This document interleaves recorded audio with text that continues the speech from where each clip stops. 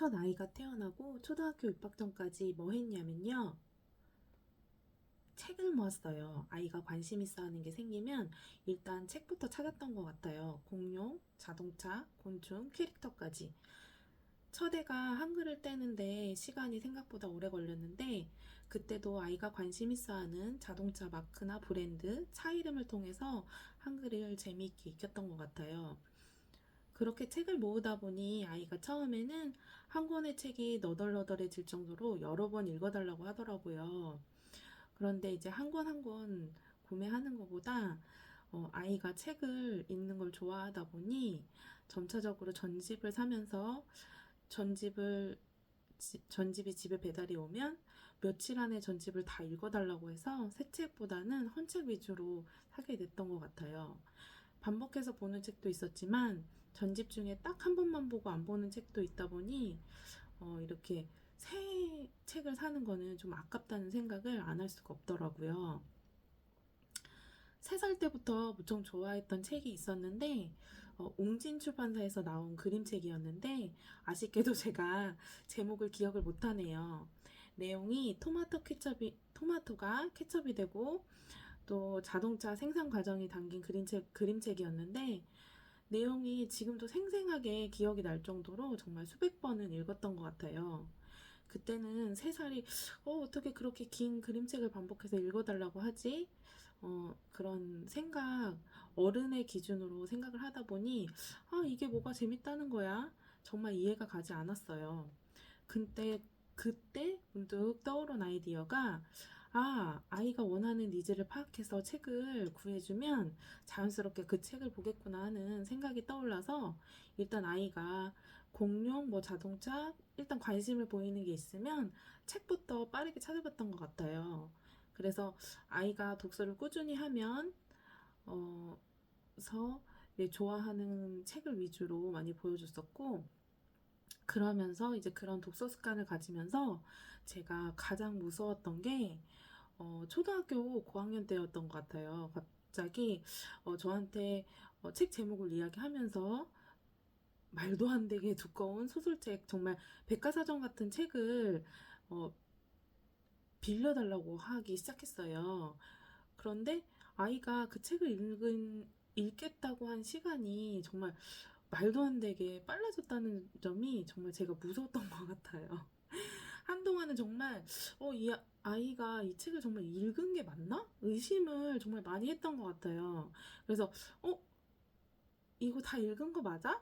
이러면서 물어보기도 하고. 그런데 이제 제가 좀 의심을 놨던 계기는 아이가 이제 책에 대해서 저에게 엄마 이런 책이 있는데 한번 읽어보세요. 정말 재밌어요. 라고 책의 내용을 이야기해주기도 하고, 그리고 이제 빠르게 읽었지만 다시 읽고 싶다고 뭐 4번, 5번 이렇게 여러 번 읽겠다고 빌려달라고 했을 때 아이가 정말 이 책을 좋아해서 읽는구나 하는 그런 생각이 들었던 것 같아요. 지금 아이가 청소년기인데 특히 시험 기간에 책을 빌려달라고 요구하는 경우가 있어요. 뭐 역사책이나 소설책 이런 책을 빌려달라고 부탁하는 경우가 있는데 그때마다 저는 고민이 생기는 거예요.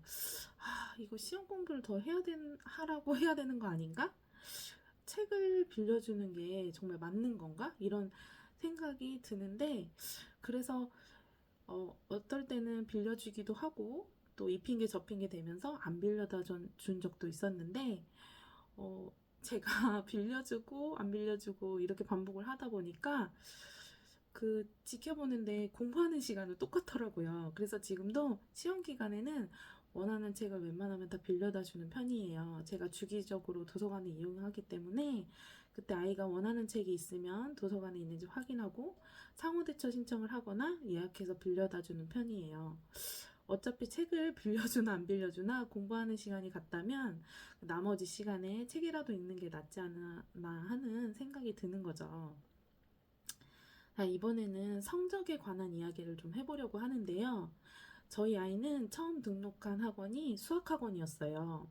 5학년에서 6학년 올라가는 시기였는데 그 전에는 아이가 혼자 공부를 했어요. 제가 해준 거는 가끔 이제 아이가 풀어놓은 문제집을 채점하거나 아니면 혹시 다푼 과목 문제집이 있으면 제가 사다 주는 게 그 정도 하는 게 전부였는데 물론 잔소리를 아예 안 하는 엄마는 아니었어요. 아무래도 이제 직장 생활을 하다 보니 또 오래 늦게까지 있는 직업을 갖다 보니 아이를 공부를 꼼꼼하게 봐줄 수 있는 상황은 아니라서 가끔 이제 잔소리를 하기도 했지만 그래도 이제 스스로 아이가 공부를 하는 편이어서 이제 제가 주로 도와주었던 거는 채점을 해주거나 뭐 떨어진 문제집이 있으면 사다 주는 정도였었던 것 같아요.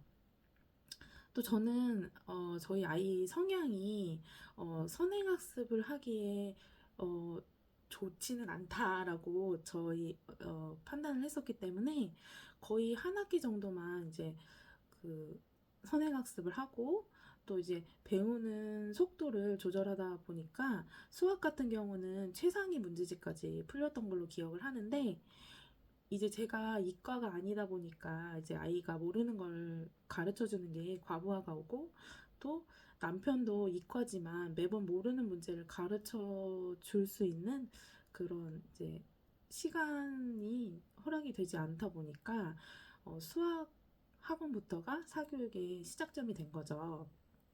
그리고 중학교 입학을 앞두고 이제 고민을 하다가 12월에 영어 학원을 처음 등록했는데 그때도 저는 원장님께 아이의 상황을 솔직하게 말씀드렸어요. 아이가 여태까지 혼자 공부를 했었고 단어를 외운 경험이 많지 않고 또 영어 경험은 이제 아이가 집에서 매일 한 10분 정도 영어 그림책을 꾸준히 읽은 경험만 있다라고 말씀드리고 등록을 했습니다.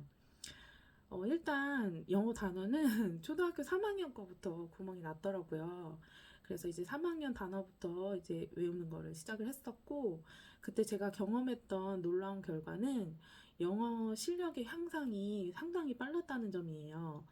아이가 혼자 공부할 때 영어 그림책을 꾸준히 매일 10분씩이라도 읽었던 거, 그것도 도움이 되었지만, 독서의 경험이 누적이 되다 보니 국어와 영어 실력이 빠르게 향상된다는 것을 경험할 수 있었어요. 그러다 보니 지금도 시험 기간에 책을 읽고 싶다는 아이의 욕구를 그냥 무시할 수는 없는 결정적인 이유가 된 것 같습니다. 제가 처치를 통해서 경험한 바로는 독서라는 것은 모든 과목에 도움이 된다고 저는 그렇게 말을 해도 과언이 아니라는 생각이 들어요. 일단 모든 시험에 적용되는 시험 문제를 정확하게 읽고 이해하고 문제를 푸는 거, 또 맥락을 이해하는 거, 맡기는 또는 모르는 단어가 없다는 것은 시험을 볼 때 상당히 중요한 요소가 된다고 저는 생각을 합니다. 그래서 다양한 경험을 하는 것도 물론 중요하지만 아이들이 재미있게 독서를 할 수 있는 그런 독서를 즐길 수 있는 환경을 만들어주는 것도 이것이 이제 첫 번째 제가 생각하는 사교육비를 줄이는 좋은 방법이 아닐까라는 생각이 듭니다. 저는 이제 청소년기에 아이를 키우고 있는 엄마로서 제 아이를 키우면서 저에게 도움이 되었던 또는 지금 첫 아이를 키우고 계신 부모님께 제 경험을 통해서 도움이 되실 만한 정보를 공유해 드리고 싶어서 이렇게 용기를 내서 카메라를 켜게 되었습니다. 부모가 아이에게 좋은 환경을 만들어주고 싶은 거는 모든 부모의 다 같은 마음일 거라는 생각을 해봅니다. 저 또한 아이가 공부가 전부가 아닌 세상에서 살게 해주고 싶지만 현실이 그렇지 못하기에 조금이라도 아이에게 공부라는 짐을 덜어주고 싶은 정말 간절한 마음이 있습니다.